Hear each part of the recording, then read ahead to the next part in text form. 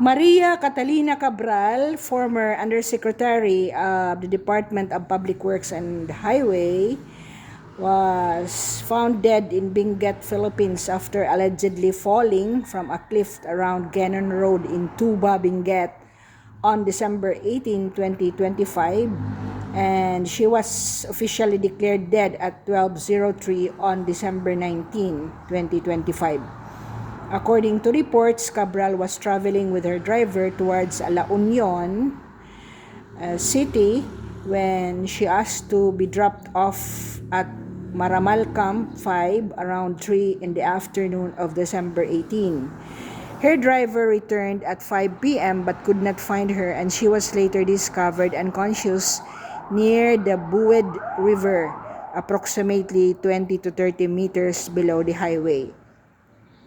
If you remember po, si Maria Catalina Cabral had been a prominent personality in the anomalous flood control insertions. However, she resigned as of September 2025 dahil po siya ay claimed to have controlled budget allocations and asked lawmakers for project titles in exchange for funding. Hernandez corroborated Alcantara's testimony stating Cabral was involved in manipulating project specifications to inflate DPWH projects and budgets. Alcantara alleged kickback rates range from 20 to 30% of project costs. Hernandez confirmed these rates, stating projects were substandard due to systemic corruption. Cabral's case is part of a larger investigation into DPWH's anomalous projects with several lawmakers and officials implicated. Last Monday po, siya ay supposedly mag-a-appear sa ICI pero hindi po siya nag-appear. A case has been filed against Maria Catalina Cabral and she was implicated in alleged budget insertions and kickbacks related to flood control scandal. The ICI had subpoenaed her to testify, but she was found unconscious and later declared dead on December 19, 2025. The Ombudsman has directed authorities to secure her cell phone and gadgets as part of the investigation. So, yun po ang ating latest na update, and wala pong sinabi kung siya ay iniwan sa tabi ng cliff where she fell down or merong specific venue na doon siya ay makikipag-meeting ng isang tao. So, wala pong sinabi doon sa facts ng ating research, and allegedly she rose through the ranks from a rank and file employee. Kumbaga homegrown talaga siya sa DPWH at alam niya ang kalakaran bago siya maging undersecretary. So may doctorate degree po siya ng Business Management and Public Administration and a PhD candidate to a second degree in Urban and Regional Planning at the University of the Philippines.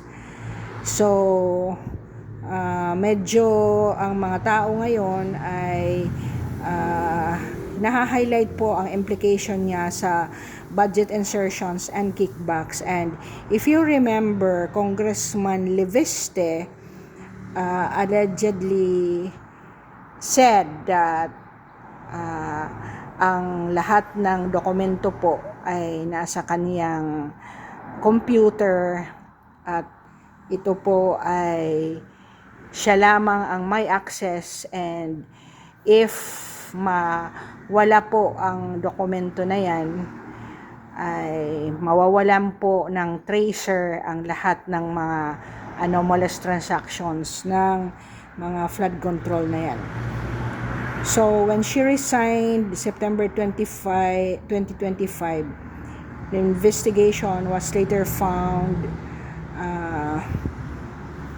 that her hand was really into those budget kickbacks and insertions. Kumbaga, kung meron mang pwedeng pag-isipan na siya ang may pakana sa lahat, it could have been her. Kung may hire pa man sa kanya, then it would be the Secretary Bunuan din. So, the marital status is not publicly disclosed kung may asawa po siya or hindi. But, former DPWH and UH Undersecretary Roberto Bernardo and District Engineers Henry Alcantara and Bryce Hernandez implicated her in budget insertions and kickbacks. So, Alcantara claimed Cabral controlled budget allocations and asked lawmakers for project titles in exchange for funding. At ito po ay kinorroborate po ni Hernandez na siya po ang nagmamanipulate sa project specification. Could it be a suicide? Could it be to silence her? Ito po yung isa lang ang ating masasabi. At the end of the day, when one has committed unlawful acts, divine intervention po at saka divine justice ay hindi po natutulog. And we close this by saying, may all who were involved in this scandalous project pay. Alam po natin, hindi lang po sa flood control, alam natin, imagine mo pagkalaki-laki ng budget para sa mga building ng schools ng mga bata, ay 22 lang po ang na-build ni Marcos sa 3-year time na kaniyang panunungkulan. Until now po, wala pong ginagawa ang ating gobyerno to come up with an audit. Magkano po ba ang tax na produce ng administrasyon na to for the 3-year time, at saan po napunta yung mga investment ng ating kaperahan at mga gold sa Maharlika. So I hope everything will be accounted for and be returned back to the National Treasury, at yung ating gold repossess po natin yun, Diyos ko po. So, karma is taking a toll, and we are happy. Malapit na po ang December 25, and if we have delved further, ang December 25 po ay isasara po ang nabuksang pinto ng December 25, 2024. Let the hands of God be holding these scrupulous individuals into accountability.